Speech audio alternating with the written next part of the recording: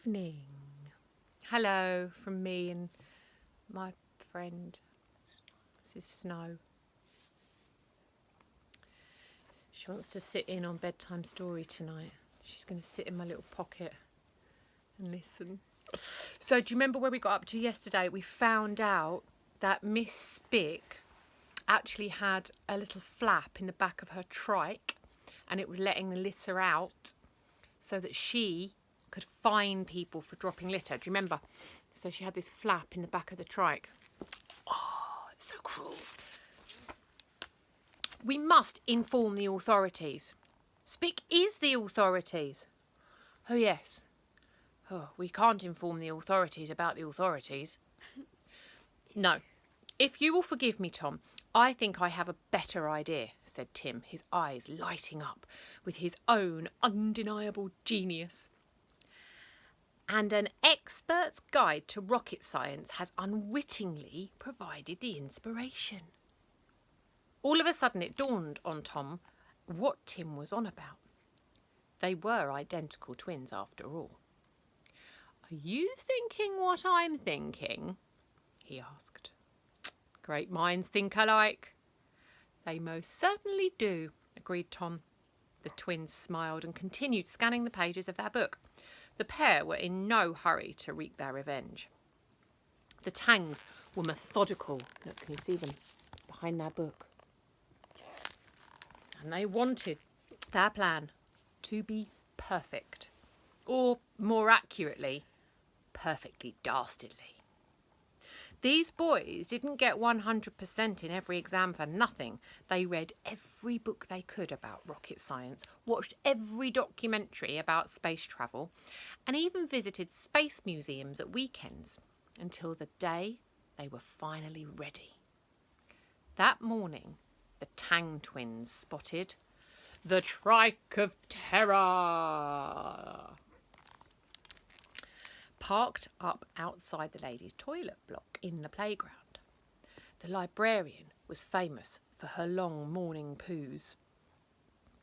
Long as in duration, not in length. Those are two very different world records. The record for the longest time it took to do a poop is 3 days, 11 hours, 27 minutes and 18 seconds. And that's held by Miss Constance Pate. The length record for longest poop is 2.7 miles, end to end. That's held by a Mr. Malcolm Mangle. An interesting fact is that the pair met at a poop prize-giving ceremony and they fell madly in love. Now they have a baby who they hope one day will set a new poop world record for distance, meaning how far the poop falls after it's fired from its point of exit. It's disgusting.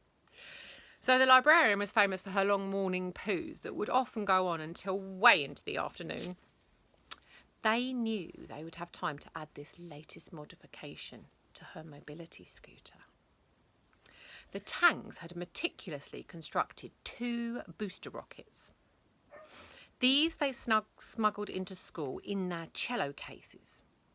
Speedily they attached the rockets to Miss Spick's mobility scooter. Where they can send her. Clink, clank, clunk. Attached it. The twins had just finished tightening the last bolt when Spick staggered out of the toilet. They hid behind the bicycle shed. Not being in lessons was sure to arouse Miss Spick's suspicions. The scooter had had so many bizarre modifications over the years that the librarian didn't notice the new cylinder on each side. She swung her leg over the scooter and sat at the controls. Just then, the bell rang for the beginning of break time. Ding! In anticipation, she spun the speed dial on the Trike of Terror. Look at that.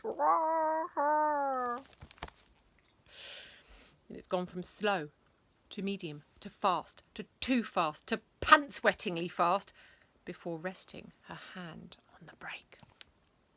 Meanwhile, the Tang twins stepped out of their hiding place and tried to act naturally. "Good morning, Miss Spick," they said in unison. "Oh, it's you two idiots," scoffed Spick. "You owe me money." "We gave you everything we had," replied Tom. Actually, she snatched it off us, said Tim. I stand corrected. Miss Spick's black eyes narrowed. The fine for littering was £10, and in your wallets you only had £9.99. As soon as we receive our pocket money, we will be sure to give you that penny, reasoned Tom. We can always deposit the coin through the little flap there, said Tim, pointing to the back of the scooter. I don't know what you mean, protested the librarian.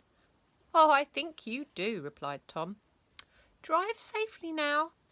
Or should we say, fly safely? What are you two ridiculous nerds on about? She demanded. All in good time, Miss Spick, said Tom.